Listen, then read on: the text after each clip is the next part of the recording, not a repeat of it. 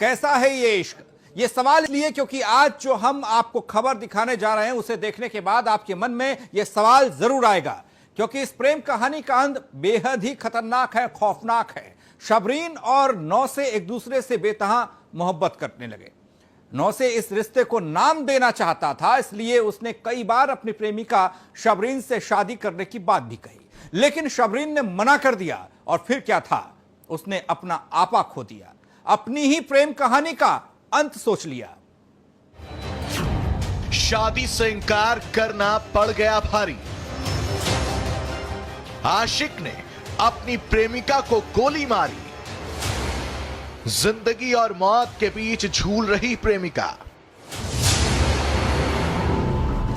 Police ने आशिक को किया गिरफ्तार। दोनों एक दूसरे के दिल में बसते थे, दोनों आशिक थे, दोनों एक दूसरे से बेइंतहा मोहब्बत करते थे।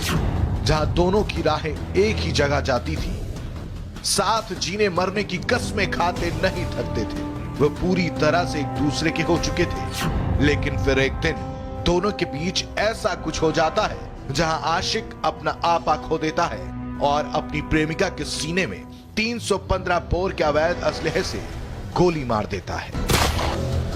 रायबरेली के ऊंचाहार कोतवाली क्षेत्र के उसरेना गांव में दो दिल चुपके मिल रहे थे। यहां का रहने वाला नौसे अपनी प्रेमिका शबरीन से बेइंतहा मोहब्बत करने लगा था। नौसे प्यार में इस कदर पागल हो चुका था कि शबरीन को पाने के लिए किसी भी हद तक जा सकता था। इस बात की खबर जब शबरीन के घर वालों को लगी तो बेकाबू हो गए। उन्होंने इस रिश्ते का विरोध किया, जिसका खामियाजा इनकी बेटी शबरीन को चुकाना पड़ा। दरअसल घर वालों की नाराजगी की वजह से शबरीन नौसे से दूर होने लगी थी। उसने धीरे धीरे नौसे से बात करना भी कम कर दिया था, जिसका अंदाजा नौसे को होने लगा था। इसलिए उसने अब तय कर लिया था कि वो शबरीन से निकाह करेगा। उसने शबरीन से निकाह करने के लिए भी बोला, लेकिन शबरीन इस बात को टालने लगी।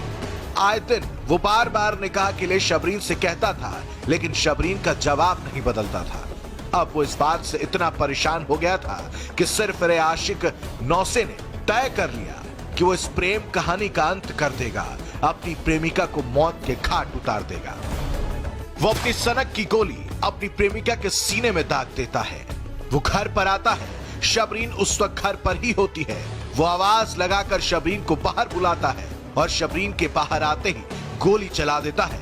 उसके बाद मौके से फरार हो जाता है। वही भवा है का कहती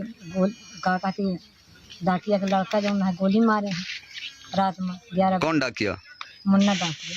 मुन्ना डाकिया के लड़के ने गोली मार दी है। हाँ। किसको गोली मार दी है? साबरीन को। साबरीन को? कौन है साबरीन? आपकी भतीजी है। आपकी भतीजी है? देवर की लड़की। इस समय कहाँ लेके गए हैं उसको? लखनऊ। पुलिस प्रशासन आया था यहाँ पर? नहीं, इतनी टाइम तो नहीं आया। रात में पुलिस आई थी? रात में आई थी। अरे हम मुझसे कुछ बातचीत हुई थी। किससे? हमसे और उससे जो मारे थे। कौन है मारने वाला? नौसे। कहाँ के रहने वाले हैं? उस रहना। अच्छा, क्या बात हुई थी? हमसे उनसे कुछ बात हुई थी तो उतने में मुझको मारने वाले थे तो मेरी बहन को मार दिए।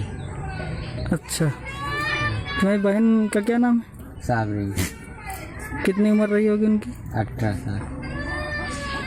तो अभी फिलहाल कहाँ है तुम्हारी बहन? अस्पताल। गोली की आवाज सुनते ही गांव में हड़कंप मच जाता है। घटना स्थल पर लोगों की भीड़ जमा हो जाती है।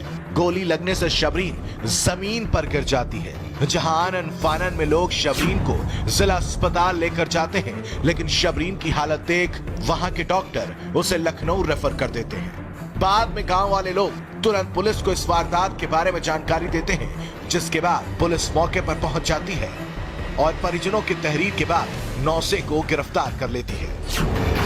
गांव थाना ऊंचाहार में युवती के परिजनों ने पुलिस को सूचना दी कि उस युवती पर फायर किए गए हैं, इस पर और उसको छर्रे लगे हैं। इस पर पुलिस ने पहुंचकर तत्काल उसको अस्पताल पहुंचवाया और संबंधित धाराओं में अभियोग पंजीकृत कर नामजद अभियुक्तों के खिलाफ दबिश दी, जिससे कि वो अपने घर में मिले और उनको गिरफ्तार करके जब पूछताछ की गई तो उसमें से एक लड़के ने बताया कि वो उसके पड़ोस में ही रहता है और उसके उससे प्रेम संबंध है और शादी की बात के विवाद को लेकर ये फायरिंग की गई है। फिलहाल पुलिस ने आरोपी नौसे को गिरफ्तार तो कर लिया है, लेकिन इस सिरफिरे आशिक की करतूत की वजह से आज शबरीन जिंदगी और मौत के बीच झूल रही है। रायबरेली से R9 टीवी के लिए रोहित मिश्रा की रिपोर्ट।